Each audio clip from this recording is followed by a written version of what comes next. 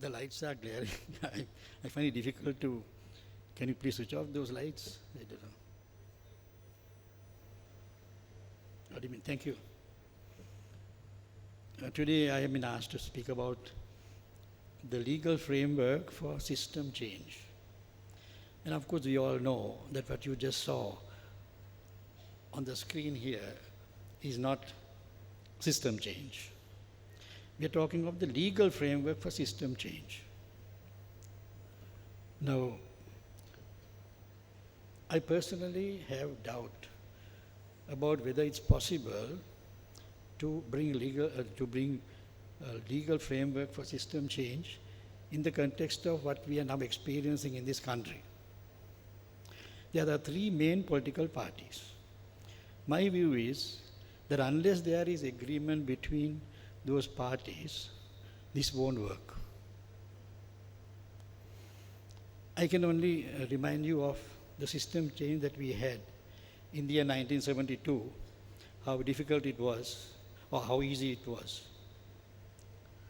Well, in the 1960s, various countries in the world, British colonies, were trying to get independence.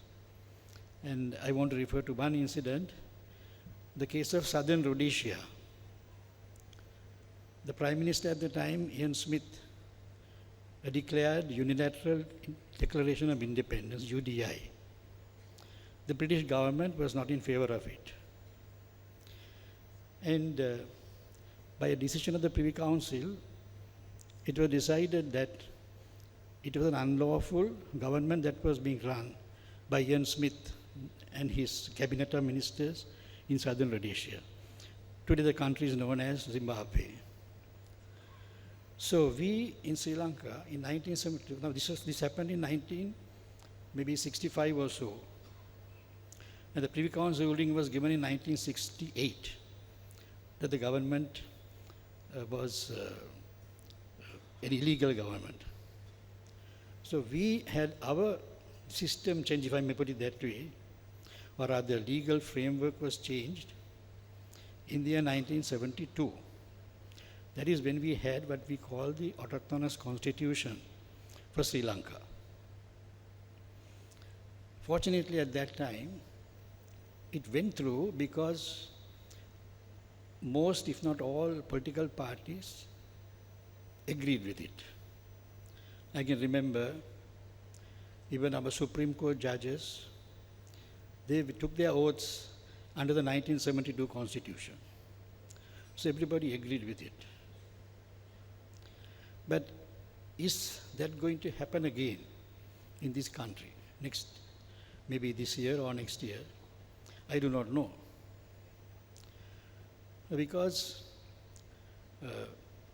if there's going to be a system change, there must be a, if I may put it this way, either an amendment of the Constitution with serious amendments, or there must be a altogether new Constitution. I do not know which can happen. That will depend on our people and our politicians.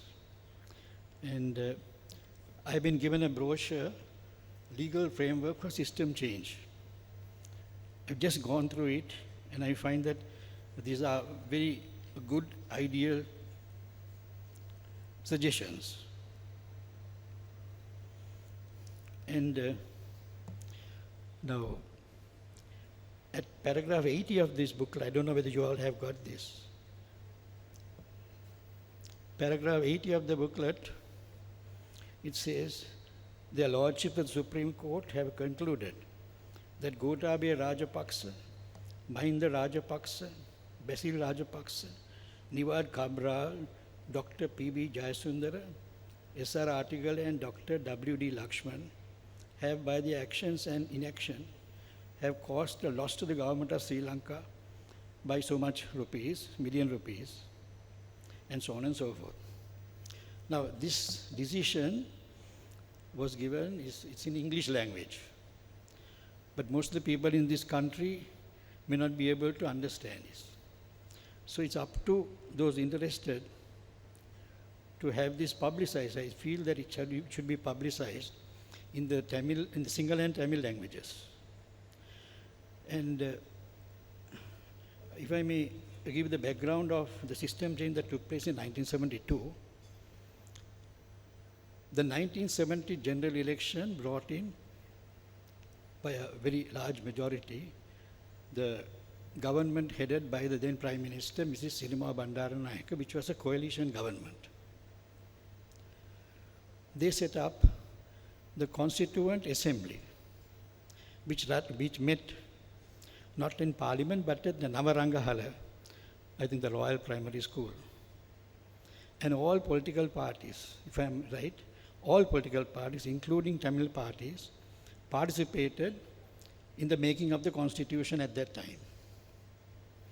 And finally, it was adopted on the 22nd of May 1972. As I said, fortunately, all public servants, judges, including Supreme Court judges, the Chief Justice himself at the time, they all took their oaths under that new Constitution. Now that was done because there was something preparatory to that was done to prepare the ground for it. That is, first of all, Sri Lankan government, Parliament, abolished the Privy Council. Maybe because they took note of the fact that the Privy Council had ruled that the constitution of Ian Smith of Southern Rhodesia was unconstitutional. In a case called Madzimba Muto versus Lardner-Burke, reported 1968, 3 All England reports. So we got rid of the Privy Council. I think that was done because we feared that our autochthonous constitution may not find favor with the British government. But fortunately, the British government accepted the new constitution, accepted the Republic of Sri Lanka, because the main change that took place in the constitution of 1972 was to get rid of the Queen and to become a republic. And the British Parliament accepted our constitution and passed in 1972 the Republic of Sri Lanka Act of 1972. And the world accepted the changes in the constitution. The new government took over all liabilities of the former government, and therefore it was a success. So that is something that we have to think about when we are now proposing a new legal framework for system change. And going through this booklet, I find that most of I couldn't go through the entirety of it, but the few paragraphs I read through, I think these are ideal ideas or suggestions for a new constitution. So as I said, it's not quite easy. The road is going to be difficult. And unless the 3 political parties agree on this, this may not see the light of day. A new constitution or a change in the constitution. Thank you.